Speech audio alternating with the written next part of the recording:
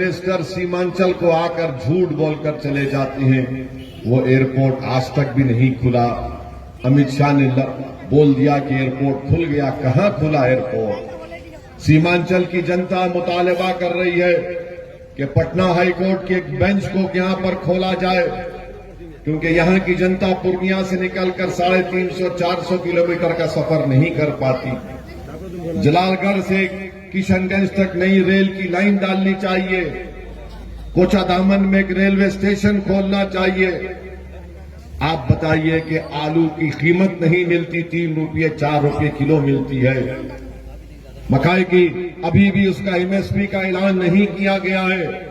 मगर चाहे बीजेपी हो या गठबंधन हो, जब अमित शाह आए तो कहा कि बीजेपी के नेता कहना शुरू कर दे कि सीमांचल में घुसपैठी घुस रहे हैं। कहां घुसपैठी है? ये सरजमीन तो हमेशा उन गयूर भारत के शहरियों की रही है, जिन्हें फक्र है कि भारत के शहरी हैं।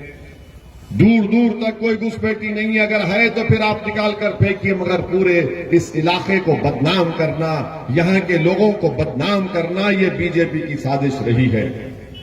गठबंधन का जलसा हुआ, जनसभा हुई, तो सबने मिलकर गाली हमको दी, पेट भर भर कर गाली दी। ऐसा नीतीश कुमार ने, तेजस्वी ने हमको गाली दी। ऐसा लग रहा था कि रात में इनको नींद नहीं आती जब तक ओवैसी को गाली नहीं दे देते।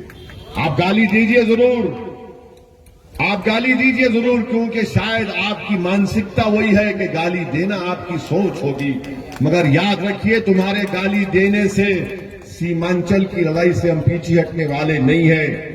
आप जितनी गाली देंगे उतनी शिद्दत से अख्तरुल ईमान आगे बढ़ेगा सीमांचल की जनता के इंसाफ के लिए।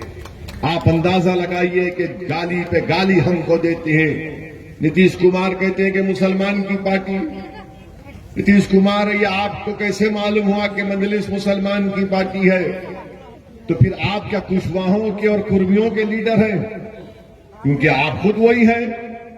मगर मुसलमान की पार्टी नीतीश कुमार, भारत की लोकतंत्र में, अंबेडकर के बनाए हुए संविधान में मुझे हर कमजोर और मजलूम के लिए लड़ने का हासिल है, चाहे मुसलमान हो, दलित हो, आदिवासी हो, सीमांचल का दबा हुआ और कुचला हुआ इंसान हो।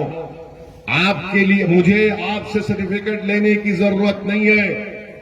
और आपने कई मर्तबा बीजेपी का साथ दिया, बीजेपी को छोड़ा।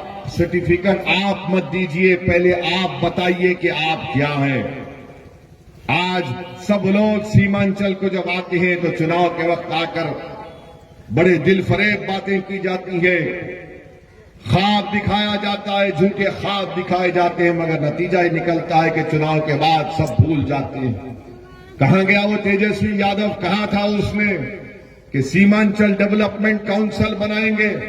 बनाइए सीमांचल डेवलपमेंट काउंसिल, क्यों नहीं बनाते आप? हमने भारत की पार्लियामेंट, लोकसभा में, भारत की सबसे बड़ी पंचायत में हमने प्राइवेट मेंबर बिल बनाकर डाला कि आर्टिकल 371 के तहत हमने इस बात का बिल डाला कि सीमांचल में डेवलपमेंट काउंसिल बनाया जाए, क्योंकि यहां के राजनेता बैठकर तय करेंगे कि यहां का पैसा कहां पर खर्चा किया जाएगा। मगर आप उस पर वादा तो कर दिए, चुनाव में हमको गाली देकर वोट तो ले लिए, मगर आज सीमांचल आपको याद नहीं आता। और फिर अब हम मीडिया के लोग हमसे पूछते हैं कि नीतीश कुमार प्रधानमंत्री बनना चाहते हैं, इस पर आपकी क्या राय है? हम मीडिया के लोगों को ही बता चुके हैं, आपको ही बता रहे हैं। हम भारत के मौजूदा प्रधानमंत्री को बता रहे हैं, वो प्रधानमंत्री जिससे ज्यादा दिल्ली के बादशाह सलामत बनकर बैठी हैं अभी।